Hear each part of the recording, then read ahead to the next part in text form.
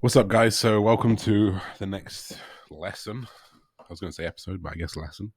This is going to be about, we're still on the building blocks of nutrition, but micronutrients, their importance. Obviously, macros are like the most important things, the things that we need, like in macro, in abundance. Micros are those things we need in much smaller amounts, but still need them. So, this should say micronutrient. That's completely my fault. I will change that so it changes when you guys watch it. We'll have the presentation. But ultimately, it's essential dietary elements. We require them in different quantities to regulate physiological functions of cells and organs. So essentially, they help with brain function, immune function, cell energy, recovery, all those things. So yeah, we'll talk a bit about micros now, and obviously this is like what's to come. We'll obviously talk about hydration and minerals in a bit as well. So vitamins. So vitamins are small compounds that everyone needs to maintain a healthy, functional body.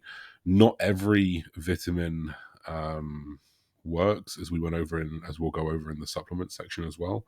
But there are a lot that people don't get enough of, and these are some of them. So vitamin A. I definitely wouldn't supplement vitamin A too often, but this is something that you would get from foods: carrots, sweet potatoes, spinach.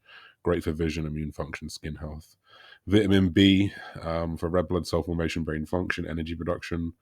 A lot of that's coming from your meat. Vitamin C, D, E, K. A lot of these are just like in like various things from vegetables. Like literally, who would have thought healthy foods, right?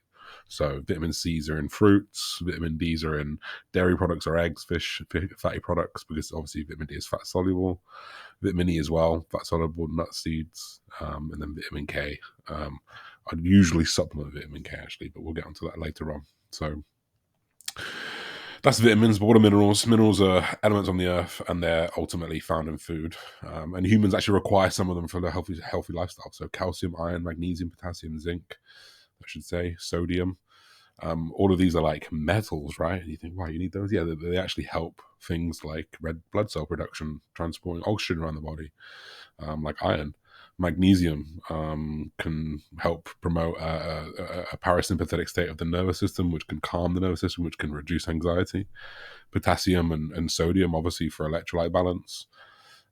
Calcium for bone health, right? These are things that we need, but don't necessarily always think about. So that's what we want to do is start to think about how we can introduce these types of things, because no one's thinking about how can I get the most calcium in my in my diet. But there are a lot of foods that hit a lot of those boxes at once. So you don't need to like go, right, here's my calcium food, here's my vitamin K. A lot of them hit a lot of them at once. So that's where a diverse diet comes in. So the wider range of food, the broader spectrum of vitamins and minerals you're going to get. So different fruits, vegetables, different colors, different textures, different sizes, all going to come with different micronutrition. And I think it's important to try and get as many of those as possible without like some of the triggers that can potentially come with it. But that'll be again something we'll talk about in the digestion module that we'll go through. So ideally, you want to be focusing on whole foods. Yeah, of course, you can get micronutrients from, you often get like Frosties fortified with vitamin B. Like, yeah, okay, but like, what's the vitamin B like that compared to like coming out from meat, for example? So always focus on whole foods wherever you can. Focus on like a colorful plate. Incorporate different fortified foods, because obviously the ones that you do want to be fortifying are going to be the things that you can't necessarily get from a diet alone. Vitamin D, for example, you could have fortified vitamin D product, or you could just supplement it, for example. So you could also start to begin to understand your unique needs. So if you wrote down you can actually get an app called Chronometer. What thing I do is I'll tag Chronometer under under this lecture, and you can actually just input your daily food, and it'll spit out all of the vitamins and minerals that you potentially need for the day, and how far off your requirements you are. So understand those, and you can basically understand what you need, right?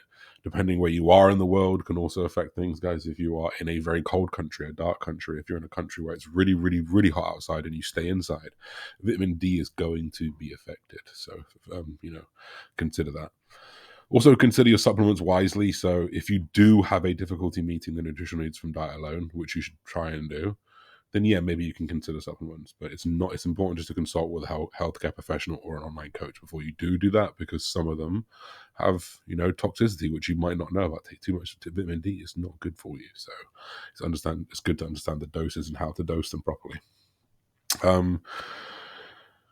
So being hydrated obviously is not micro diversity, but it transports many nutrients. Being hydrated increases blood flow. It helps clear the gullet. It helps digestion in general. So I'd always recommend stay hydration. That'd be something we'll probably talk about in every lecture at some point. And then, you can just look at getting not irregular checkups. Man, this one's poor, isn't it? I'm very, very sorry about this. But regular health checkups. So you can literally get like full spectrum vitamin mineral tests done. Medichecks are one of them, Josh Bridgman for discount, and you can literally get everything checked. So I'd employ to do that if you feel like you're lacking. Because honestly, sometimes it could be something simple that you're missing.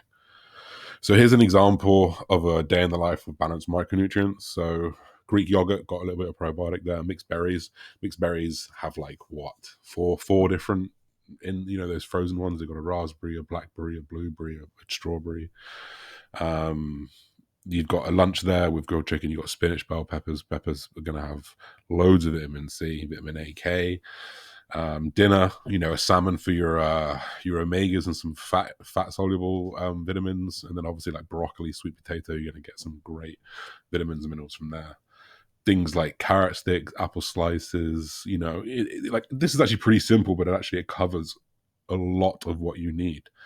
Potentially there'll be some other things we'll swap in, but this is like a good example of what you want. And actually, if you watch this and you want another example, guys, I can build one out for you. You know that already. So we'll summarize this lecture now. Vitamins and minerals are essential for health and well-being. Don't overcomplicate it. It's just super simple tips to follow.